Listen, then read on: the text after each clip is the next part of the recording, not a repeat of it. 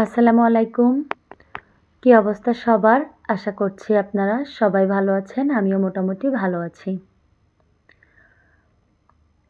এই যে একটা লম্বা জীবন, এই জীবনে আপনি শুধু সহ্য করবেন, সহ্য করেই যাবেন। আর যাদেরকে সহ্য করবেন তারা আপনার উপরে আরও বেশি, বেশি বোঝা চাপাতে শুরু করবে। এরপর যখন সহ্য করতে না পেরে একটা অথবা ২ টা অ্যান্সার করবেন, ঠিক তখনই এমন একটা ব্যাপার তৈরি হবে যে যা করার সবকিছু আপনিই করেছেন। আপনার জন্যেই সবকিছু এলোমেলো হয়েছে, এমনকি আপনি সবকিছুর জন্য দায়ী। কাছের মানুষগুলোকেও না তখন বোঝাতে গেলে তারা আসলে বোঝে না। তো এরকম একটা পরিস্থিতির মধ্য দিয়েও আমি যাচ্ছি। ধৈর্য তো অনেক ধরলাম। আল্লাহর কাছে বললাম যে আসলে আমার ভুল হয়েছে। কারণ নিজের জীবনের সবথেকে সুখময় যে মুহূর্তগুলো কাটানোর কথা ছিল, হ্যাঁ, জীবনে প্রত্যেকটা মুহূর্তেরই দাম আছে এবং একেকটা মুহূর্তের আনন্দ একেক রকম। তবে কিছু বিশেষ মুহূর্ত আসে মানুষের জীবনে থাকে, যেগুলো মানুষের বিশেষ সময় বা সবসময় মনে পড়ে।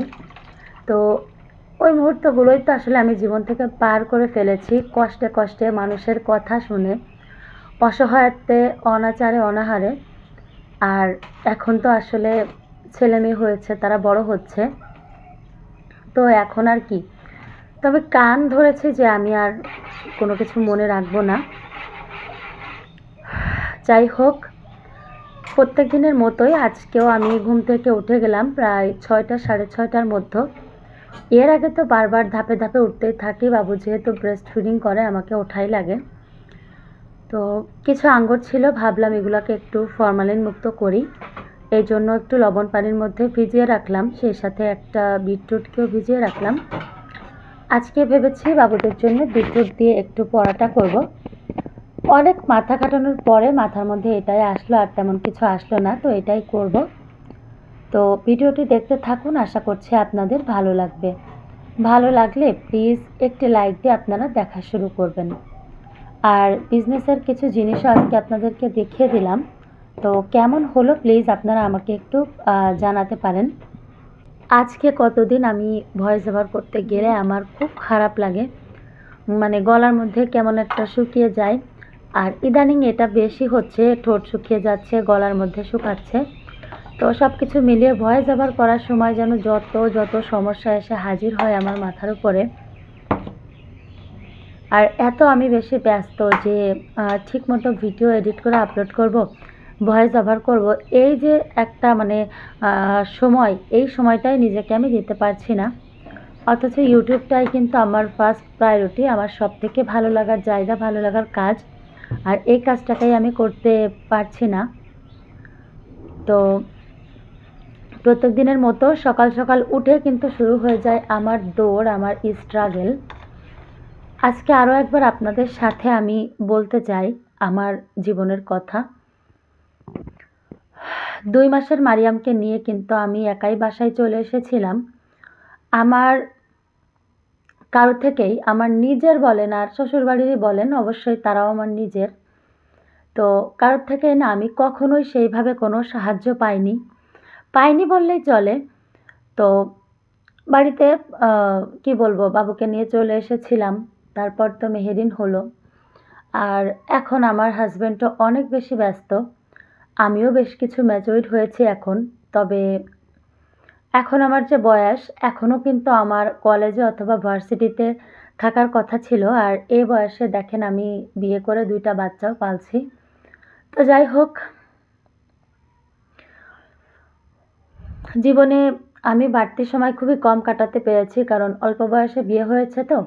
খুব অল্প বয়সে না রেস্ট্রিকশনের মধ্যে চলে এসেছিলাম। তবে বিয়েটা আমি নিজেই করেছিলাম, আর নিজের পায়ে আসলে নিজেই কুড়ুল মেরেছি। যদিও কথাটা বলা ঠিক নয়, কারণ আমার হাজব্যান্ডের সাথে আলহামদুলিল্লাহ আমি অনেক বেশি খুশি। তো এই তো প্রত্যেকটা দিন আমি সকাল ৫টায় উঠি, ৫টা ৫:৩০ ৬টা উঠি। উঠে রান্না বান্না কাজকর্ম সকালবেলায় তো এই যে এগুলো কাজকাম করি, বাবুদের টিফিন রেডি করা, আমার নিজের কিছু খাওয়া, বাবুকে ঘুম থেকে উঠিয়ে কিছু খাওয়ানো, এর মধ্যে মেহেরিন ওঠে, ওকে রেডি করা, বাবুকে রেডি করা, সব কিছু একবারে ওদের খাবার টাবার রেডি করে, পড়াটা তো রাতে কমপ্লিট করাতে হয়। দ্রুত হচ্ছে স্কুলের উদ্দেশ্যে রওনা করা, স্কুলে নিয়ে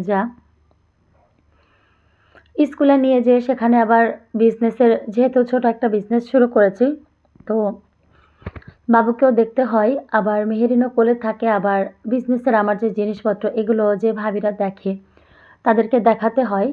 মোস্ট ইম্পর্ট্যান্ট ওই যে ব্যাগটা, এটা এত বেশি ওজন থাকে, তো এটাকে নিয়ে আমার বাবুর ব্যাগটা এক ঘাড়ে নিয়ে, বাবুকে আর এক হাতে নিয়ে, আর এক হাতে ব্যাগ নিয়ে আমাকে হেঁটে হেঁটে কিন্তু স্কুল পর্যন্ত যেতে হচ্ছে। তো আসলে আপনাদের ভাইয়া আমাকে অনেক বেশি বারণ করছে যে এটা না করতে, তবে কিছু দরকার আছে, তার জন্য আমি করছি। তো আল্লাহ পাক আমার পাশে আছেন, তার রহমতও আমার সাথে আছে, ইনশাল্লাহ কিছুই হবে না। তো যাই হোক, এগুলো কিন্তু সব আজকে আমার সকালের কাজ শেয়ার করেছি। তো স্কুলে যাই, বাবুকেও দেখি, তারপরে বিজনেসের কাজগুলো করি, আবার বাবুদেরকে নিয়ে দেখা যায় টিফিন খাওয়াই, পড়াশোনাগুলো বুঝে নিয়ে বাসায় আসি। এসে দেখা যায় কি ঘরের মধ্যে পুরোটা এলোমেলো, কারণ সকালে তো আপনাদের ভাইয়ের জন্য এবং আমার বাবুদের জন্য খাবার করতে হয়, নিজে ফ্রেশ হওয়া, সব কিছু মিলে যাদের বাচ্চা স্কুলে যায় তারা তো বোঝেনি। আর আমার যেহেতু কোনো মেড নেই, তো নিজের কাজ, হেল্পিং হ্যান্ড নেই, নিজের কাজ নিজেকেই করতে হয়। তো বাসাতে এসে সমস্ত কিছু এলোমেলো, তো খুব অল্প টাইমের মধ্যে সমস্ত বাসা কিন্তু আমাকে গুছিয়ে নিতে হয়। দু একদিন বাবু ডিস্টার্ব করে, বাবু গোছাতে দেয় না, আবার দু একদিন ওকে গোসল দিয়ে ঘুম পাড়ায়, আবার দু একদিন ও নিজেই খেলা করে। ওই যে বলেছি আগে যে আমি বাচ্চার মা, আমার নির্দিষ্ট কোনো রুটিন নেই, তবে চেষ্টা করি ঠিকঠাক মতো সব কিছু মেনটেন করতে। আমি খাই আর না খাই, আমার কিন্তু খাওয়ার টাইমও থাকে না। আমি দ্রুত আমার ঘরের কাজগুলো সারি, বাচ্চাদেরকে আবার টাইম দেই, ওদেরকে খাওয়াই, ওদেরকে গোসল করাই, ওদেরকে ঘুম পাড়াই। এরপরে আমি কী করি, এর ফাঁকে এক ফাঁকে আমি নিজে খাই, আমি নিজে গোসল করি।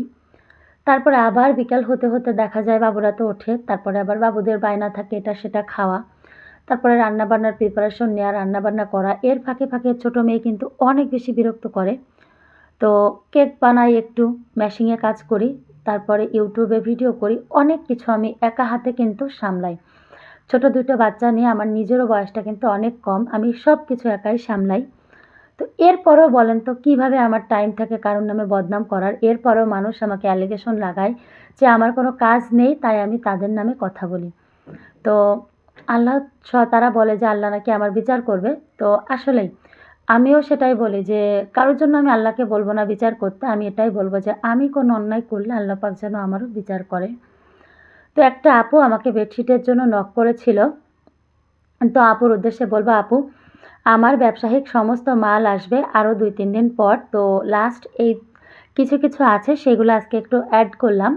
তো আগে যে বেডশিটটা দেখিয়েছি ওটা 7.5 ফিট বাই 8 ফিট, ভীষণ সুন্দর একটা বেডশিট, কালারটাও সেম থাকবে, বালিশের কাভার দুইটাও অনেক বেশি বড়। তো ওইটার দাম থাকবে হচ্ছে 820 টাকা, যেগুলো কিনা বাজারে বিক্রি হয় প্রায় 950-1000 করে।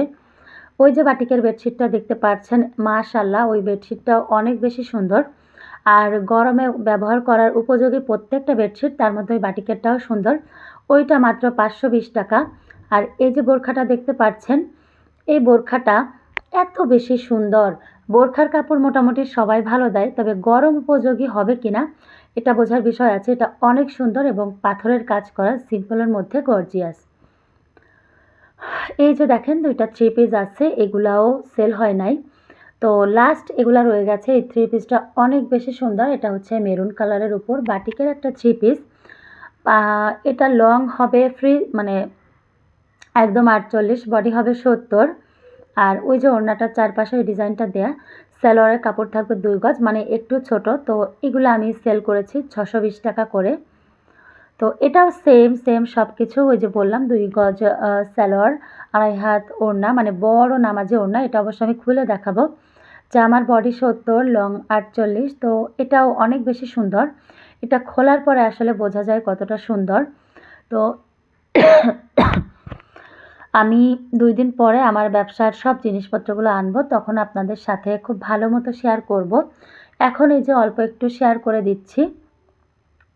তো দেখতেই পাচ্ছেন এটাও কত বড়, এটার প্রাইসও থাকবে 620 টাকা। যখন যে আপুটা নিবে অবশ্যই আমি কম বেশি করে রাখবো তাদের জন্য। এটা হচ্ছে জমজমের এ গ্রেডের একটা 3 পিস। মাশাআল্লাহ অনেক সুন্দর। এর আগে যে কয়টা পিস আমি এনেছিলাম এইগুলার মধ্যে সবগুলা সেল হয়ে গেছে। একটা 3 পিসে আছে পিঙ্ক কালার আর অফ হোয়াইট কালার। অনেক বেশি সুন্দর মাশাআল্লাহ। ওড়নাটাও সুন্দর আর সালোয়ারের কাপড়টাও থাকবে এই কালারের মধ্যে। পুরা অনলাইনে যে সমস্ত আপুরা বিজনেস করে আমি চেষ্টা করি সবার মধ্যে সবথেকে কম প্রাইসে মাল সেল করার। তো কেউ নিতে চাইলে প্লিজ আমাকে জানাবেন।